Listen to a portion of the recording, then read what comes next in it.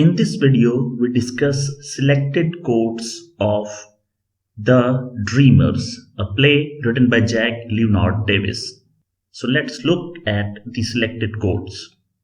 The first quote is, "We belong here not on the settlement, not on a rubbish dump, but here."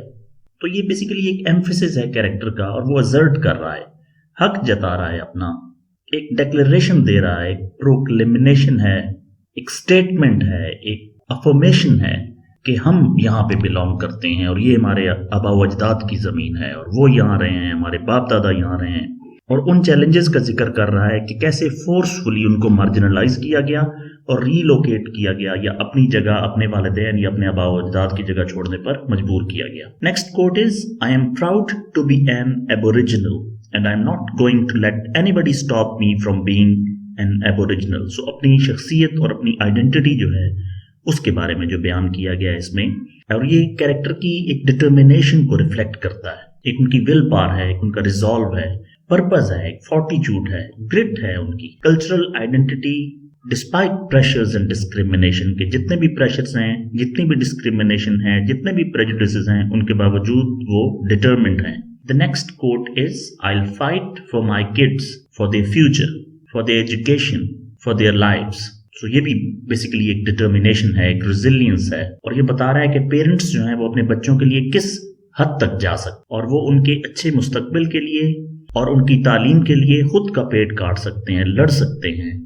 तमाम मुसीबतें झेल सकते हैं। Basically ये इसकी रिफ्लेक्शन है। The next is, "we are all Australians and we should all be equal."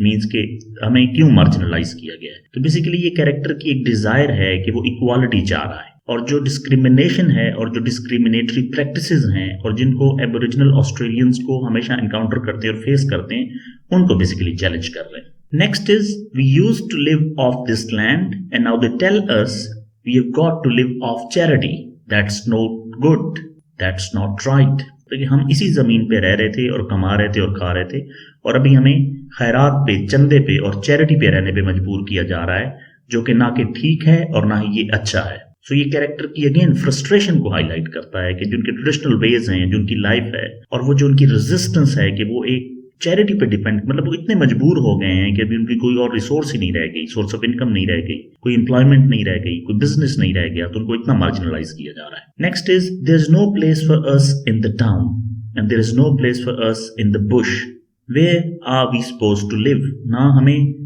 झाड़ियों में या जंगलों में रहने दिया जा रहा है, ना हमें आबादियों में रहने दिया जा रहा है, तो हम किधर जाएं। सो ये भी कैरेक्टर की एक सेंस ऑफ डिस्प्लेसमेंट को और एक डिस्पोजेशन जो उनकी है और जो उनकी लैंड उनसे ले ली गई है और जितने वो चैलेंजेस फेस कर रहे हैं, उनके घर से बेघर कर दिया गया है, और बिल्कुल in finding a space where they truly belong, means कि अभी वो जगह ढूंढना चाहते हैं जहां से उनका ताल्लुक है और वो जहां पर रहें।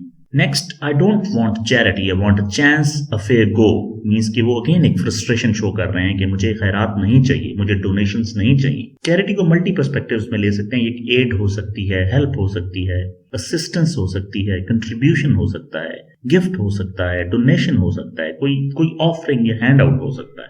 सो मीन्स कि हमें चैरिटी नहीं, चांस चाहिए, मौका चाहिए, और एक फेयर गो चाहिए, मीन्स कि मेरिट के ऊपर हमें बराबरी की बुनियाद पे प्लेटफॉर्म दिया जाए। सो अगेन ये आर्टिकुलेट करता है, बताता है कि कैरेक्टर जो है वो इक्वल अपॉर्चुनिटीज चाह रहा है, पैटर्नलिस्टिक चैरिटी जो है उससे अवॉइड कर रहे हैं, मीन्स के अथॉरिटेरियन पॉइंट ऑफ व्यू से उनको जो एक मीन्स के ये मदद है, इस पे गुजारा करो बस, उससे वो जान छुड़ाना चाह रहे हैं। और अगेन ये एम्पावरमेंट की थीम जो है उसको हाईलाइट कर रहा है कि मीन्स एम्पावर अस, हमें चैरिटी नहीं चाहिए, हमें चांस चाहिए, बाकी हम कमा खुद लेंगे। So the next, "it's time for a change, it's time for justice." ये तब्दीली का वक्त है और ये इंसाफ का वक्त है। सो अगेन सोसाइटल ट्रांसफॉर्मेशन जिसमें जस्टिस की बहुत ज्यादा जरूरत है, और स्टेटस को खत्म करने के लिए जो कि परपेचुएट कर गया है, फैल गया है और उसने इनइक्वालिटी भी फैला दी है, उसको खत्म करने के लिए थ्रू जस्टिस एक सोशल ट्रांसफॉर्मेशन की जरूरत है। Next quote is, "I have got to learn to live with them, we all do, there is no other way." Means हम सीख गए हैं उनके साथ रहना और हम रह रहे हैं और इसके अलावा कोई चारा भी नहीं है। सो ये रिफ्लेक्ट करता है एक बहुत ही न्यूसेंस, बड़ा इंट्रिकेट और बड़ा डिटेल्ड किस्म का पर्सपेक्टिव कि क्रॉस कल्चरल रिलेशंस जो हैं और उनमें जो एक नेसेसिटी और अंडरस्टैंडिंग की ज़रूरत है, और एक हार्मोनियस सोसाइटी के अंदर जो को एग्जिस्टेंस का एलिमेंट है उसकी तरफ ये रिफ्लेक्शन है। So we go with the last quote. So our dream is the land is ours. हमारा ख्वाब हमारी जमीन है और वो जमीन हमारी है।